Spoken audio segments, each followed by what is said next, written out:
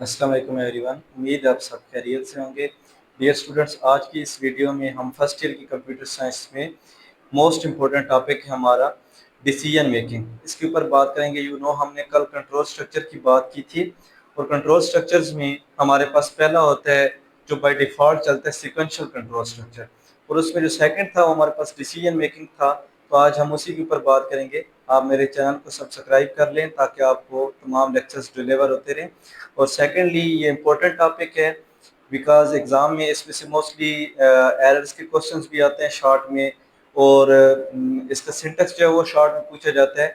और लॉन्ग में जो इसके प्रोग्राम्स हैं, जो आगे चल के हम इसके प्रोग्राम देखेंगे, वो प्रोग्राम भी लॉन्ग में इसके मस्ट आते हैं। तो इस टॉपिक का कंसेप्ट जो है आप मस्ट क्लियर कीजिएगा ताकि आप प्रोग्राम कर भी आसानी से कर सकें और इसके शॉर्ट भी और इसका सिंटेक्स वगैरह वो आसानी से आप राइट डाउन कर सकें। तो देखते हैं अपने टॉपिक को। डिसीजन मेकिंग को हम सिलेक्शन स्ट्रक्चर भी कहते हैं। आपकी बुक में इसका नाम डिसीजन मेकिंग है, वैसे इसको सिलेक्शन स्ट्रक्चर भी कहा जाता है। डिसीजन मेकिंग या सिलेक्शन स्ट्रक्चर वो स्ट्रक्चर होता है जिसमें हम अपने कोड में से कोई पर्टिकुलर पीस ऑफ कोड जो है उसको एग्जीक्यूट करवाते हैं। मीन्स कि पूरा कोड नहीं बल्कि कुछ स्पेसिफिक पार्ट, कुछ स्पेसिफिक स्टेटमेंट, कोई पर्टिकुलर पीस ऑफ कोड जो है वो एग्जीक्यूट होता है। जिस तरह से इसकी डेफिनेशन देखें, it allows the program to choose different actions based on a condition. इसमें हमारे प्रोग्राम के ऊपर डिफरेंट एक्शंस परफॉर्म किए जाते हैं, और वो एक्शन जो परफॉर्म किए जाएंगे किसके ऊपर बेस करेंगे? कंडीशंस। जो हम कंडीशन सेट करेंगे उस कंडीशन के अकॉर्डिंग ये एक्शन परफॉर्म किए जाएंगे।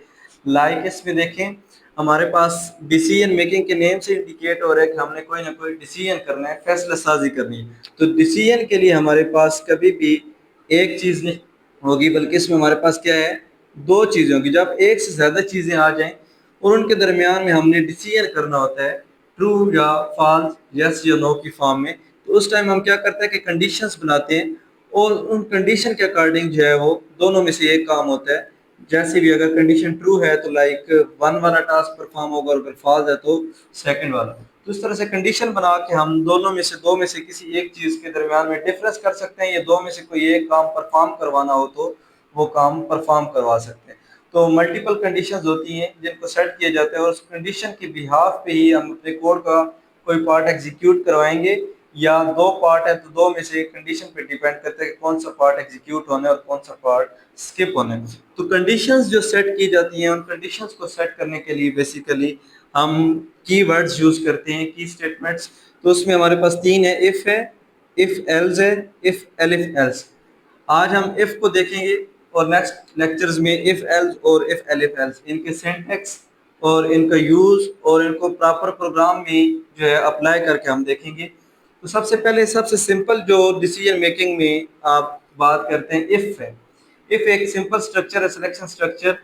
इफ का फ्लो चार्ट मैंने ड्रा किए हुए है। Like flow chart graphical representation होती है जो किसी भी प्रॉब्लम के सोल्यूशन में हेल्प करती है। तो स्टार्ट करेंगे, स्टार्ट के बाद जो हम कंडीशन के लिए सिंबल यूज करते हैं वो डायमंड के है। तो डायमंड के अंदर हम अपनी कंडीशन सेट करते हैं, और कंडीशन हमेशा इफ के कीवर्ड से स्टार्ट होगी, लोअर केस में इफ का कीवर्ड लिखेंगे। तो इस डायमंड में हम कंडीशन सेट करेंगे। अब जब भी कंडीशन सेट होगी तो उसके दो आंसर्स होते हैं, या ट्रू होता है या क्या होता है, फॉल्स। अगर कंडीशन का आंसर ट्रू है, ये जो हमने कंडीशन सेट की ट्रू हो जाती है, तो फिर क्या है कि कोई ना कोई पीस ऑफ कोड जो इफ के केस में एग्जीक्यूट होगा। इफ की बात अभी हम करें कि इफ है तो ट्रू हो गई कंडीशन, तो कोई ना कोई पीस ऑफ कोड जो वेरी नेक्स्ट लाइन पे लिखा गया वो एग्जीक्यूट होगा इफ के बाद। और अगर इफ की कंडीशन फॉल्स है तो आपका कोई कोड एग्जीक्यूट नहीं होगा, बल्कि प्रोग्राम क्या हो जाएगा, एंड हो जाएगा। ये सिंपल इफ में ये केस चलता है कि ट्रू है तो कोड एग्जीक्यूट होगा जो वेरी नेक्स्ट लाइंस पे लिखे है, और अगर कंडीशन फॉल्स है तो कुछ भी नहीं होगा, बल्कि आपका प्रोग्राम वहां से टर्मिनेट हो जाएगा, एंड हो जाएगा। तो अभी इसका सिंटेक्स देखते हैं इफ का। इफ एक सिंपल जो है वो सिलेक्शन स्ट्रक्चर है। इफ स्टेटमेंट को देखें, if condition is true it runs a block of code. अगर आपकी कंडीशन, इफ का क्या मतलब होता है, अगर। तो अगर आपकी कंडीशन ट्रू हो जाती है जो आपने सेट कर रखी है, तो आपका जो ब्लॉक ऑफ कोड है वेरी नेक्स्ट लाइन पे लिखा वो रन हो जाएगा, वो एग्जीक्यूट होगा और रन होगा। और अगर कंडीशन फॉल्स होती है तो इफ के केस में कुछ भी नहीं होगा। अब यहाँ पर इसका सिंटेक्स देखें, आपने हमेशा इफ को इसी सिंटेक्स के साथ अप्लाई करना है। इस पे शॉर्ट क्वेश्चन भी इंपॉर्टेंट है, बन सकता है इफ का सिंटेक्स। तो हर स्टूडेंट को आना चाहिए। इफ लिखेंगे लोअर केस में, आई एफ लोअर केस में, फिर आगे अपनी कंडीशन सेट करेंगे पैरेंथेसिस के अंदर, और कंडीशन के बाद आपने क्या लगाना है, कॉलन। ये तीनों चीजें आपके एसेंशियल हैं, इसको आपने इसी वे में लिखने। सबसे पहले इफ का कीवर्ड कंडीशन से पहले, और लोअर केस में फिर कंडीशन पैरेंथेसिस में, और एंड में फिर जब कंडीशन आप कंप्लीट कर लेंगे तो आप कॉलन मेंशन करेंगे। आप इसकी एग्जांपल देखते हैं। देखिए मैंने एक वेरिएबल बनाया है, वेरिएबल का आपको कंसेप्ट बता दिया था प्रीवियस लेक्चर्स में। टेम्प के नाम से वेरिएबल बनाया, आप इसका नाम कंप्लीट भी कर सकते हैं, टेम्परेचर कर सकते हैं। मैंने इसका नाम रखा है टेम्प। इस वेरिएबल को वैल्यू असाइन किया 35, इट्स मीन 35 कौन सी वेरिएबल में स्टोर है, यहाँ पर टेम्प के वेरिएबल में। आप कंडीशन सेट की है, इफ का कीवर्ड लगाया गार्डिंग सिंटेक्स, लोअर केस में इफ, आगे कंडीशन लगाई टेम्प इज ग्रेटर देन 30। अगर टेम्प, जो ये वेरिएबल ऊपर बनाया है टेम्परेचर के लिए, टेम्प, टेम्प में क्या वैल्यू पड़ी 35, तो मैंने कंडीशन में सेट किया अगर टेम्प ग्रेटर है 30 से, यानी कि टेम्प की जो वैल्यू है, जो टेम्प में स्टोर हुई है वो ग्रेटर है 30 से, तो फिर क्या हो जाएगी, कंडीशन ट्रू होनी चाहिए। और ट्रू होगी तो वेरी नेक्स्ट लाइन पे लिखा हुआ कोड एग्जीक्यूट होगा, और अगर फॉल्स होती है तो कोड एग्जीक्यूट नहीं होगा। तो मैंने कंडीशन सेट कर दी टेम्प इज ग्रेटर देन 30, रेंट पर क्या मेंशन कर दिया अपने कॉलन। आप देखें जी नेक्स्ट लाइन पे प्रिंट स्टेटमेंट लिखी और इसमें डबल कोटेशन में मैसेज लिखा है इट्स अ हार्ड डे। और आपको पता है अगर कंडीशन ट्रू होती है तो प्रिंट स्टेटमेंट चलेगी, जो वेरी नेक्स्ट लाइन पे लिखी है तो प्रिंट के बाद लिखा हुआ आउटपुट में नजर आता है, डबल कोटेशन में अगर लिखा हो तो एज इट इज नजर आएगा। तो देखते हैं जी टेम्प की वैल्यू 35 है, इफ अगर टेम्प इज ग्रेटर देन 30, तो टेम्प में क्या है 35, 35 30 से क्या है ग्रेटर है जी, ग्रेटर है। तो कंडीशन क्या हो चुकी है इस टाइम, हमारी कंडीशन ट्रू हो गई। तो जब कंडीशन ट्रू हुई है तो नीचे आएगा कोड पे, और जो वेरी नेक्स्ट लाइन पे कोड लिखा है वो एग्जीक्यूट होगा। तो क्या है प्रिंट आउटपुट फंक्शन, और इसमें डबल कोटेशन में लिखा है इट्स अ हार्ड डे।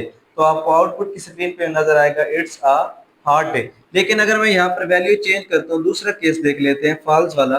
देखिए मैं टेम्प को वैल्यू दे देता हूँ 20, तो आप देखें क्या अप्लाई होगा जी, if temp is greater than 30, तो टेम्प में आप क्या स्टोर है वेरिएबल में 20, तो 20 ग्रेटर होता है 30 से, नो 20 जो है वो 30 से लेस है। कंडीशन जहाँ पर इस केस में क्या हो गई, फॉल्स हो गई है। तो अब आपका कोड एग्जीक्यूट नहीं होगा बल्कि क्या हो जाएगा, टर्मिनेट हो जाएगा, एंड हो जाएगा।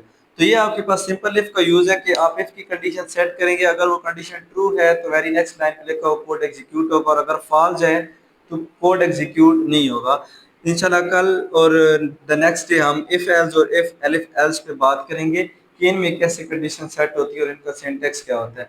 तो तमाम लेक्चर्स मस्ट वॉच किए करें ताकि आपके पाइथन के कंसेप्ट जो है वो क्लियर हो सकें, और साथ इस कोड की वेरिएबल के नेम और वैल्यूज चेंज करके तो आप गूगल कोलैब्स में या पाईचार्म जो आईडी आपको स्टार्ट करना सिखाया उसमें जाकर प्रैक्टिस मस्ट कीजिएगा। बहुत शुक्रिया।